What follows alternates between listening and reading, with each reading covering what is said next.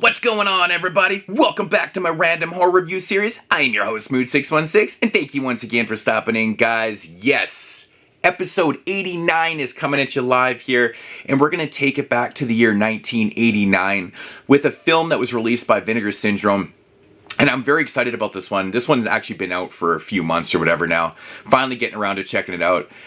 Because it's a film that I actually read about years ago on a list of maybe obscure 80s horror films that never had a Region 1 release or something along the lines of those. But anyways, I remember this title being on that list and it sounding pretty damn cool. And I was like, oh man, I would like to check that out someday.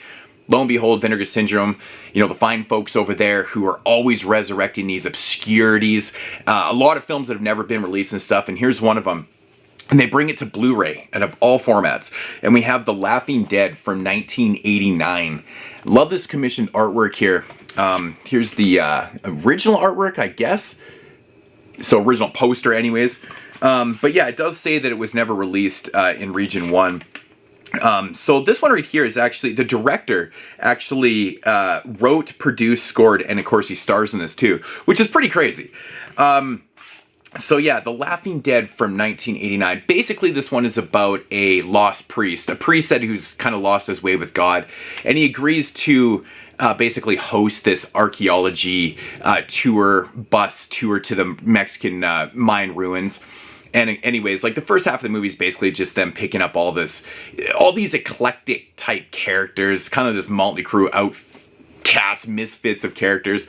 You know, we got a bunch of, you know, just kind of typical characters and stuff. So anyways, we pick up all these people. We end up at this Mexican village where there's this local doctor in the town and stuff like that.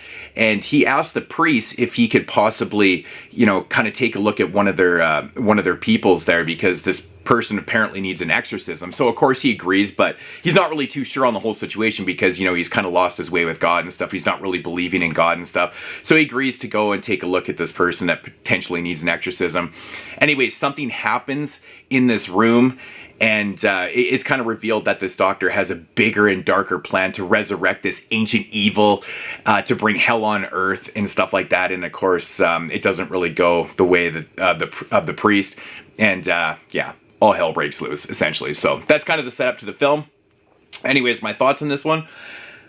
Wow, this is a really damn fun movie. So, like I said, the first half of the movie is a little bit slower. We get introduced to this character, or to this priest, this wide range of eclectic type characters and stuff. You know, the really annoying, obnoxious, trying to be funny guy. We've got this mom, this foul-mouthed kid who every second word is fuck. It's hilarious.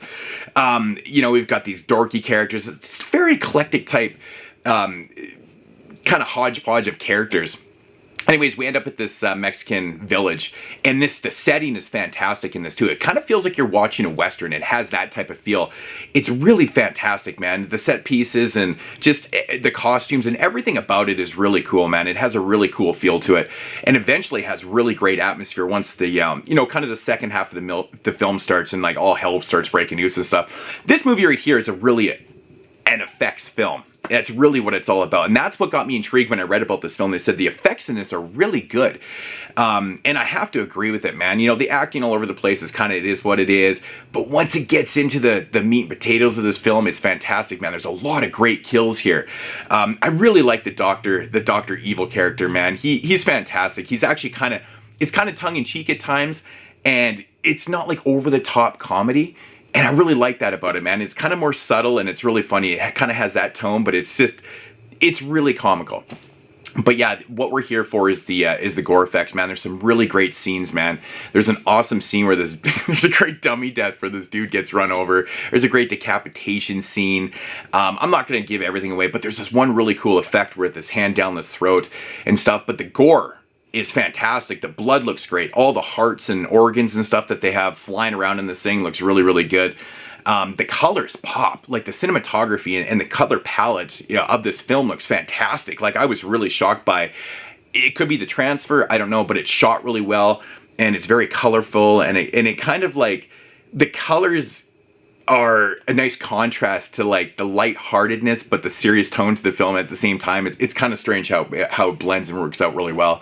But really, really damn fun movie, man. I had a blast with this. I highly recommend this. The whole movie takes place on Day of the Dead, which is usually celebrated in Spanish culture from November 1st to November 2nd kind of thing. Or it's taking place on the eve. So technically our Halloween. Halloween is never brought up in the movie, but it's taking place on the eve of Day of the Dead. And so, which plays into the core narrative of him raising the dead, this ancient evil and stuff like that to take over the world and stuff. And then you got like all these crazy shit that's going on. It's pretty cool. But yeah, what's funny about this movie is really the core narrative as to why the priest and the little boy play a huge part into the narrative. And no, not in that way. So get your head out of the gutter. Not in that way at all. But it's funny how they take the priest and they take the kid and they kind of like it's absolutely so funny. Like the main core narrative of this movie. So. But yeah, The Laughing Dead, man, really, really fun movie. This one, you know, it does have a commentary in here, which I do want to check out because just to learn more about this film, and I really like to get into the mindset of the director of this film who did practically everything on the movie. It's pretty crazy, except for the special effects. I'm not really too sure who did the special effects, but they did definitely a really good job for a super low budget film. You can tell that a lot of these actors, a lot of the people in this film weren't even actors. I know Tim Sullivan plays the, not the Tim Sullivan, but this guy named Tim Sullivan, who's actually a writer, plays the priest. And I think a lot of characters in this movie are actual writers and people that weren't really actors and stuff like that, so it's actually kind of interesting.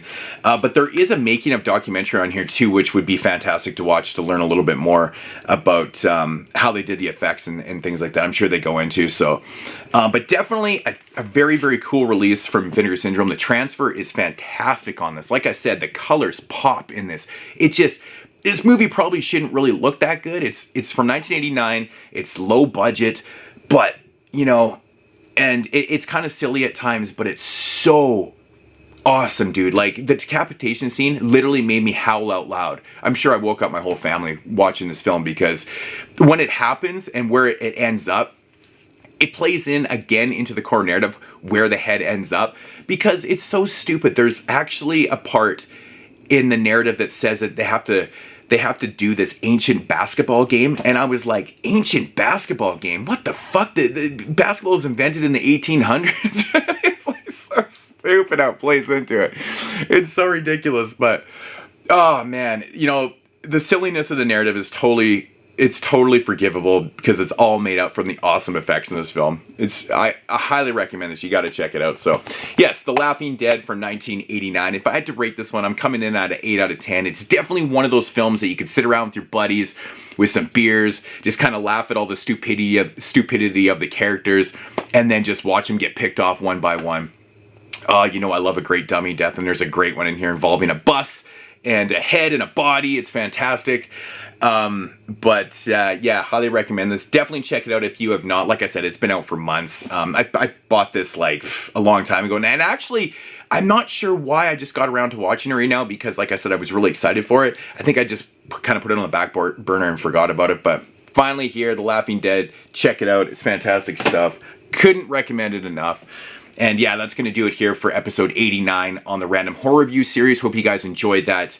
And yeah, I'll be back with some more sooner than later. And as usual,